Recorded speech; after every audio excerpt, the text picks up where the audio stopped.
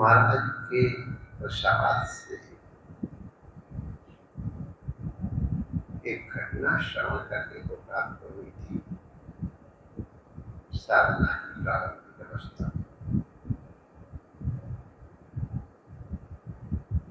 एक बार एक माता अपने पुत्र को एक संत के पास ले गई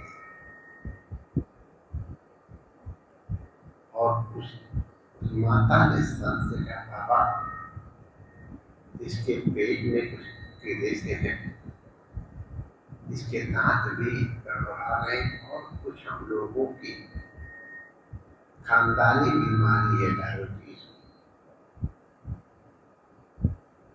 इसको गुड़ खाने की आदत है जो उचित नहीं है। बाबा हम लोग समझा बुझा के हार गए, हार के आपके पास आए। आप इसकी गुड़ खाने की आदत को तो संत ने कहा ठीक है बता, 41वें दिन आप आ जाना किसी से, हम तो यही कह जाते हैं। तो माता ने सोचा वाह बाबा कोई अनुष्ठान करेंगे,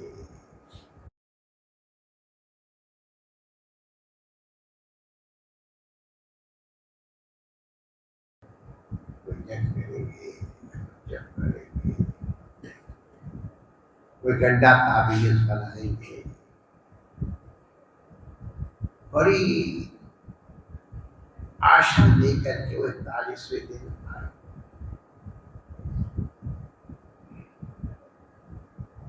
आई तो महात्मा ने उस बच्चे के सिर के पर हाथ रखे, कहा बेटा गुड़ तुम्हारे लिए अनुकूल नहीं तो उसको मत खाना। अच्छा बेटा, अच्छा बाबा मैं ना खाऊं। तो मैया अलग से देख रही, उन्हें सोचा कि बाबा ना तो कोई गंडा बांधो, न कोई फांटा लगायो, न कोई हाथ में कछु पियो, न कोई भस्म दीनी, खाली मोड़े ते कह दियो कि तू गुड़ गुड़ मत खाइयो। तो उस माता ने कहा बाबा बस है गो। मैंने कहा हाँ मैया हो गया, अभी गुड़ नहीं।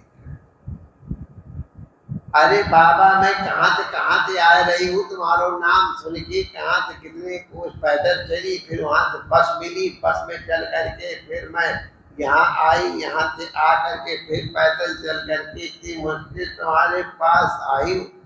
इतनो तुम्हें न जानो हो, तुम्हारे मोहड़े में वादिना जबान ना ही कहा बाबा। विश्वासी तो फिर अच्छे होते ही, तुम्हारे मोहड़े में वादिन जबान ना वादिना कह दिए होते तो जाने कितनी बार कह चुके मैं गुड़ ना खाऊंगा। वादिन कायनात तुमने कह दे, हमें तो परेशान कियो। ये जला गई। महात्मा शांत रहे।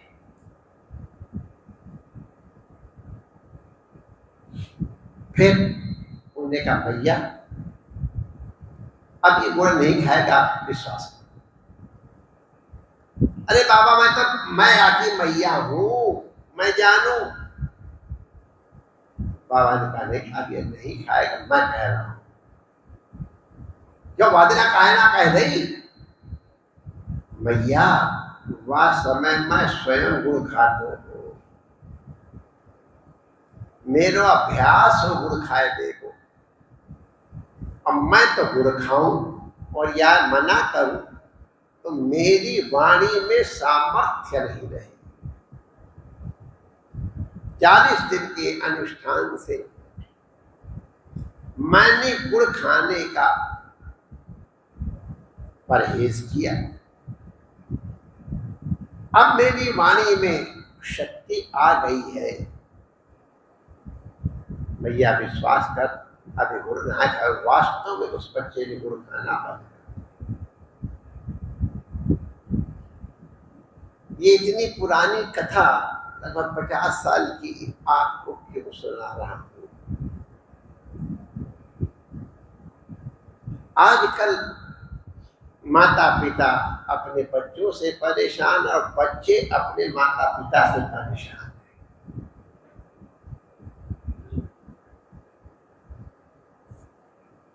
माता पिता सोचते हैं कि हमारी बात नहीं मानते हैं और बच्चे कहते हैं आज की परिस्थितियां दूसरी हैं। दोनों में कोई गलत नहीं कह रहा है, लेकिन फिर भी हमको शिक्षा देने वाले को पहले तो ये देखना है कि जो मैं शिक्षा दे रहा हूं उसका मैं स्वयं पालन कर रहा हूं कि नहीं कर रहा हूं।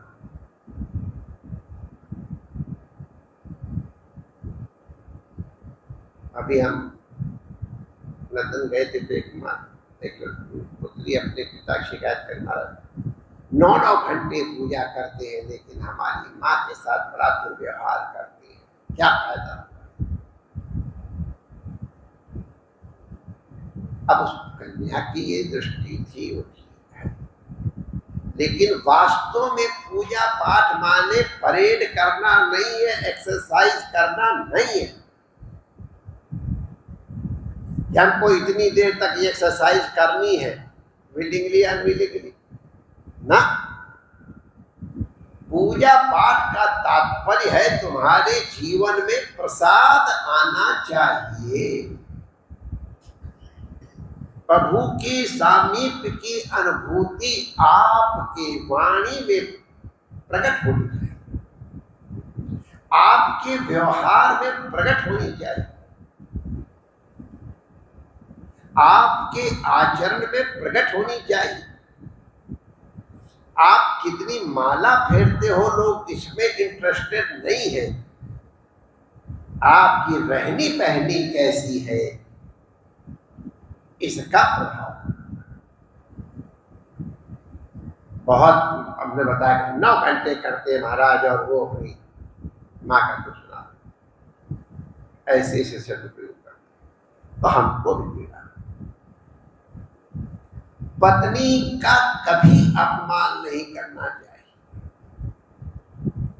वो तुम्हारी संतान की जननी है, आप उसके माध्यम से उत्पन्न होते, इसलिए उसे जाया कहते हैं।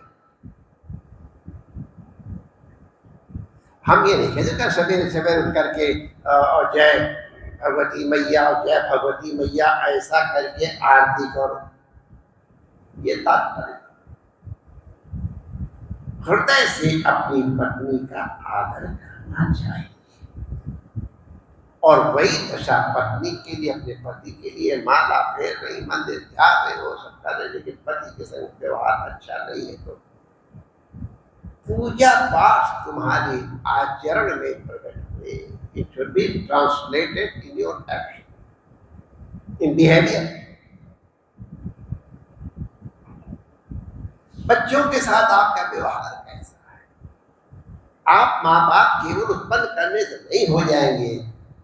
माता पिता पहली भय जिन न पढ़ाए बात, जिन्होंने अपने पुत्रों को शिक्षा नहीं दी वो माता पिता बैरी है। आप अपने आचरणों के कारण, अपने व्यवहार के कारण अपनी गरिमा बना के रखिए।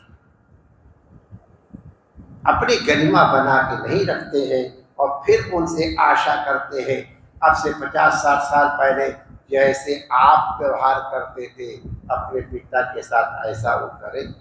अरे पहले अलग अलग रहा करते थे क्या हमने सामने कितना कर, अब तो सामने हम एक ही कमरे में रह रहे, एक उठ रहे बैठ रहे हैं। आज परिस्थितियां भिन्न है, आज वातावरण भिन्न है, आज गति भिन्न है। पहले एक शहर से दूसरे शहर जाने में पूरा दिन लग जाया करता था, और अब तो हो दिल्ली से बंबई गए काम करके फिर दिल्ली लौट आए, सामान्य बात है।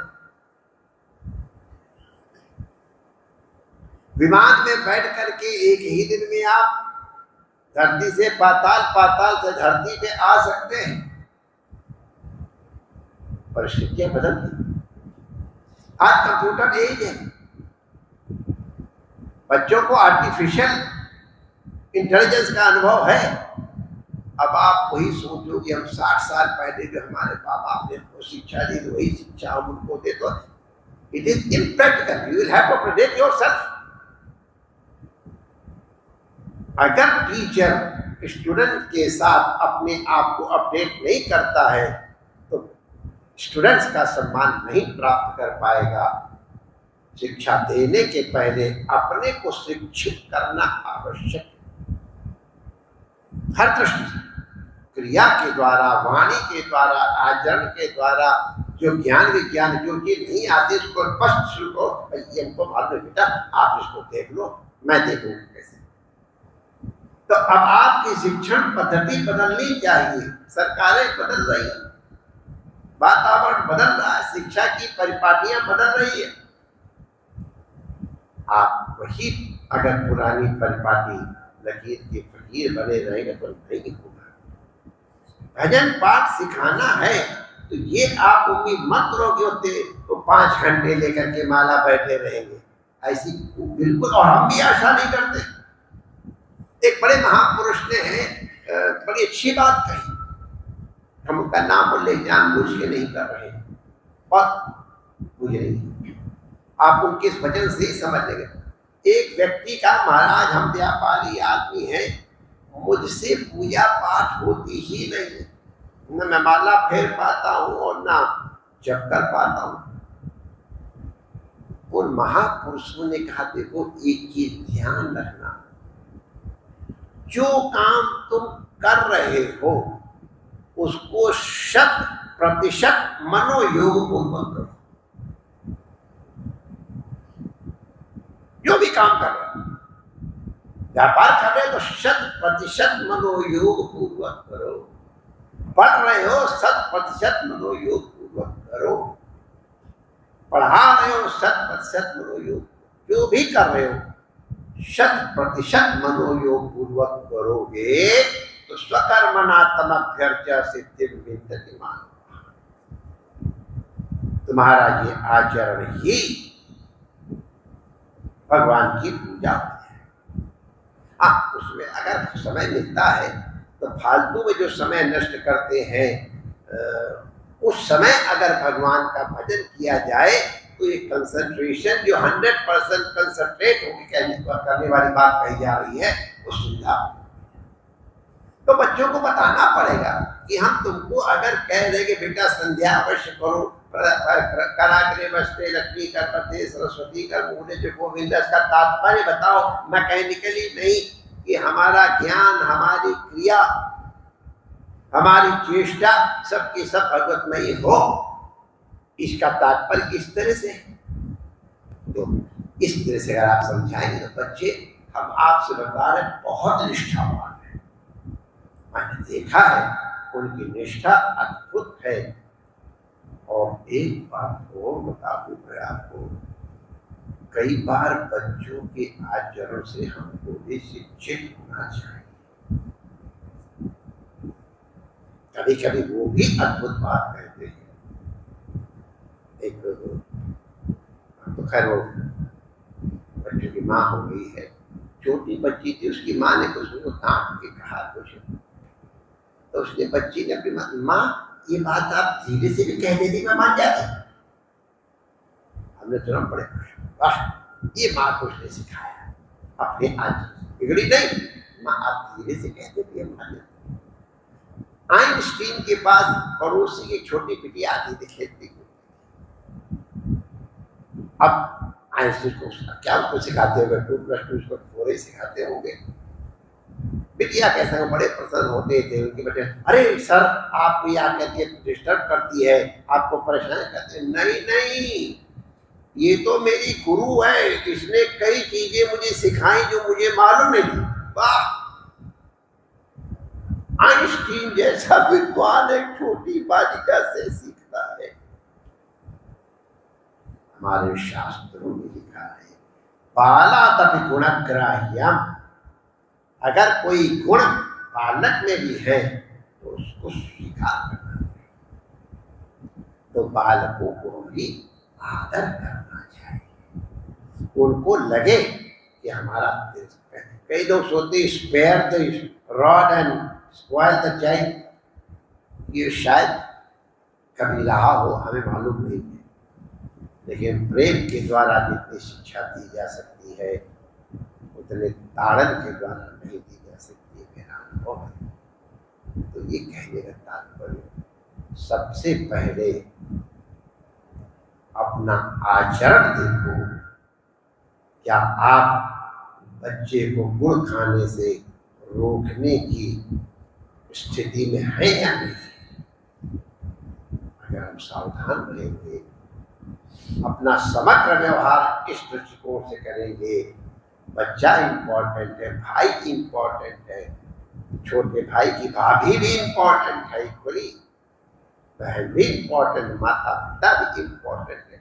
इन सब के बीच में इस परिस्थिति में किस तरह से बैलेंस किया जाए, इसके विषय में जागरूक होना ही पड़ेगा। घंटों घंटों जाकर के लोग कई क्लासेस अटेंड करते हैं, ऑफिस अटेंड करते हैं, परिस्थितियां बदल गई। उन परिस्थितियों के अनुरूप शास्त्र के मूल से अलग नहीं होना है, मूल तो वही रहेगा, सत्यम परम धीमे ही रहेगा, सत्य के उपासक ही हम रहेंगे। आज भी वसुधैव कुटुंबकम उतना ही यथार्थ है जितना हजारों वर्ष पहले था, लेकिन अब वसुधैव कुटुंबकम का किस प्रकार से हमारे यहाँ प्रयोग किया जा रहा है वो अवश्य अनुकरणीय ही नहीं है, स्पृहणीय ही है। तो शिक्षा वही है, नवीन परिप्रेक्ष्य में आप उसको किस तरह से समझा सकते हैं, व्यवहार में ला सकते हैं, ये शिक्षण का आवश्यक अंग है। परमात्मा का भजन इसमें अवश्य सहयोग देता है, ध्यान अवश्य सहयोग देता है, योगादि क्रियाएं प्राणायाम आदि अवश्य सहयोग करते हैं, कोई संदेह नहीं। लेकिन वही बात है कि कितना क्या प्रिस्क्राइब किया जा सकता है, उसको सचेत होकर के ही प्रिस्क्राइब करना चाहिए। अपना कल्याण अवश्य होना चाहिए, इसके लिए ध्यान रखें। इन सब क्रियाओं के माध्यम से आत्म कल्याण का भी प्रशस्त करें, परमात्मा सबका मंगल करें। जय श्री